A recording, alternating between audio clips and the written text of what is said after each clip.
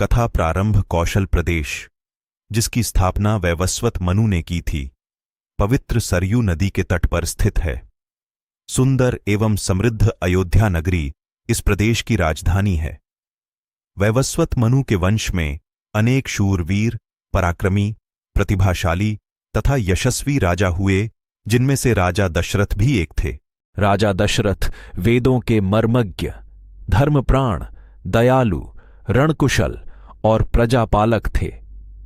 उनके राज्य में प्रजा कष्ट रहित, सत्यनिष्ठ एवं ईश्वर भक्त थी। उनके राज्य में किसी का किसी के भी प्रति द्वेष भाव का सर्वथा अभाव था। एक दिन दर्पण में अपने कृष्ण वर्ण केशों के मध्य एक श्वेत रंग के केश को देखकर महाराज दशरथ विचार करने लगे कि अब मेरे यौवन के दिनों का अंत निकट है और अब तक मैं निःसंतान हूं। मेरा वंश आगे कैसे बढ़ेगा तथा किसी उत्तराधिकारी के अभाव में राज्य का क्या होगा।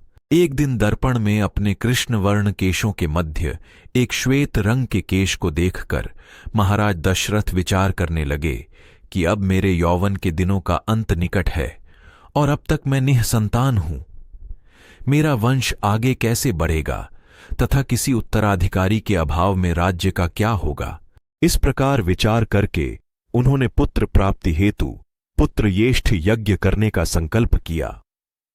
अपने कुल गुरु वशिष्ठ जी को बुलाकर उन्होंने अपना मंतव्य बताया तथा यज्ञ के लिए उचित विधान बताने की प्रार्थना की। उनके विचारों को उचित तथा युक्त जानकर गुरु वशिष्ठ जी बोले, हे राजन, पुत्रयेष्ठ यज्ञ करने से अवश्य ही आपकी मनोकामना पूर्ण होगी, ऐसा मेरा विश्वास है। अतः आप शीघ्रातिशीघ्र अश्वमेध यज्ञ करने तथा इसके लिए एक सुंदर श्यामकर्ण अश्व छोड़ने की व्यवस्था करें।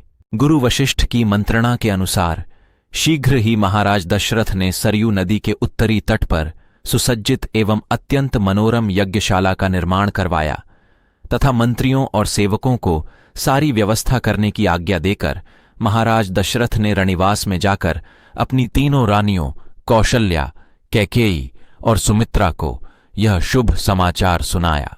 महाराज के वचनों को सुनकर सभी रानियां प्रसन्न हो गईं।